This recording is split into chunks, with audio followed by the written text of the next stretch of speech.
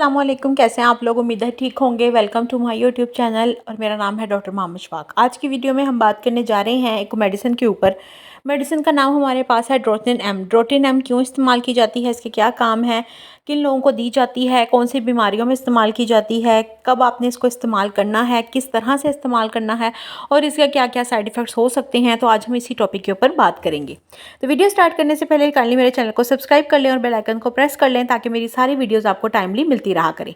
तो चलें video start करते हैं।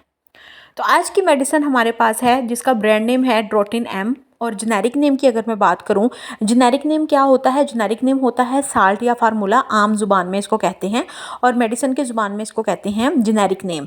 जेनेरिक नेम ऐसा नाम होता है जो कि चेंज नहीं होता और जो ब्रांड नेम होता है वो चेंज होता रहता है। हर ब्रांड अपने हिसाब से अपनी दवाई बना के उसका नाम रख लेता है, लेकिन जो अंदर वो यूज़ करता है सॉल्ट या फार्मूला वो सेम ही रहता है, जेनेरिक नेम। तो आज की जो हमारी मेडिसिन है उसका जेनेरिक नेम इन्होंने ऊपर लिखा हुआ है।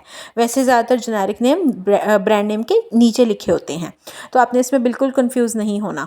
ठीक है, ड्रोटिन एम जो है वो इसका ब्रांड नेम है और जो इसका जेनेरिक नेम है वो है जी ड्रोटावेरन हाइड्रोक्लोराइड मेफनेमिक एसिड। अब हम देखते हैं कि ये क्यों इस्तेमाल किया जाता है, इसके क्या काम है। तो ऐसे मरीज़ों को, जिन लोगों को किसी भी किस्म का पट्टे का दर्द होता है, ख़ास तौर पे जो स्मूथ मसल्स होते हैं। स्मूथ मसल्स कौन से होते हैं, जैसा कि आपके पेट के मसल्स होते हैं, मिद्दे के मसल्स होते हैं, आंतों के मसल्स होते हैं, मतलब जो आपके जो अंदर पेट के अंदर जो आर्गन पड़े हुए हैं उनके जो मसल्स होते हैं ज़्यादातर उनको कहा जाता है स्मूथ मसल्स। ठीक है, तो ऐसे मसल्स, अगर आपके स्मूथ मसल्स का कोई भी मसला हो, उनमें पेन हो, स्पैज़म हो या अकड़ हो या अजीब सी खिंचाव सा महसूस हो, तो उस कंडीशन में ये दवाई इस्तेमाल करवाई जाती है। तो अगर मैं आम ज़ुबान में बीमारियों की बात करूँ तो आप इसको पेट के दर्द के लिए इस्तेमाल कर सकते हैं, मिद्दे के दर्द के लिए इस्तेमाल कर सकते हैं। मेंसेस का, जिन फीमेल्स को या पीरियड्स का पेन होता है उसके लिए भी बहुत फ़ायदेमंद है।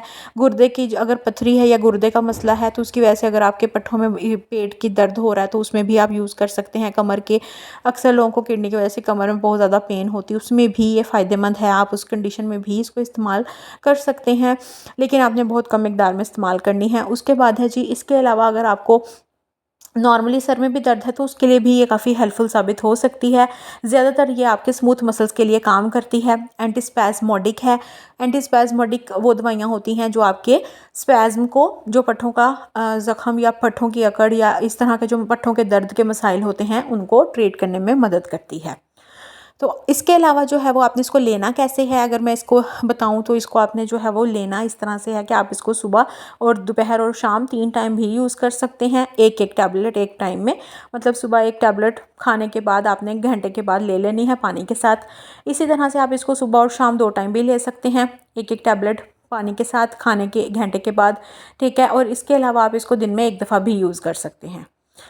अच्छा जी, अब बाकी एक और चीज़ मैं यहाँ पे क्लियर कर दूँ कि अगर आपको कोई गुर्दे का ज़्यादा इशू है या जिगर का मसला है तो आपने कोशिश करनी है कि ये दवाई खुद से इस्तेमाल नहीं करनी, बल्कि कोई भी दवाई खुद से इस्तेमाल नहीं करनी। ख़ास तौर पे गुर्दे और जिगर के लोग जिनको बहुत ज़्यादा मसाइल हैं इस किस्म के, वो खुद से दवाइयाँ इस्तेमाल ना करें, क्योंकि ये दवाइयाँ आप पे बुरा असर भी डाल सकती हैं।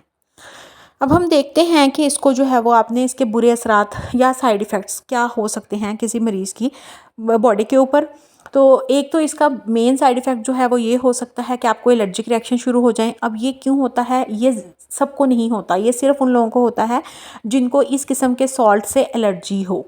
ठीक है, तो अक्सर लोगों को जब ये दवाई खाएंगे, अगर उन्हें एलर्जी है इनमें से किसी सॉल्ट से, ड्रोटावेरन से या मेफनेमिक से, तो क्या होगा, उनको अजीब किस्म की ख़ारिश शुरू हो जाएगी, रेडनेस बॉडी में आ जाएगी, स्वेलिंग सी फील होगी, रैशेस से आ सकते हैं। तो इस किस्म की कंडीशन हो सकती है, ये एलर्जी कंडीशन होती है। उसके बाद आपने एंटी एलर्जिक ले लेनी है और आइंदा डॉक्टर को बता देना है कि इस तरह की दवाई से आपको एलर्जी हो सकती है, तो वो आपको कोई और सॉल्ट में दे देगा। इसके अलावा अगर मैं जनरल साइड इफ़ेक्ट्स की बात करूं, मतलब बुरे मुज़र असरात की बात करूं, तो उसमें आपको डायरिया हो सकता है, आपका जो कॉन्स्टिपेशन हो सकती है, मतलब कब्ज़ हो सकती है, या फिर आपको डायरिया हो सकता है, वाटरी स्टूल आ सकते हैं, नोज़िया लाइक कंडीशन हो सकती है, वॉमिटिंग लाइक। ठीक है, इसके अलावा जो है वो आपका गनूदगी सी हो सकती है, सर भारी हो सकता है, तो आपको थोड़ी बहुत नींद भी आ सकती है।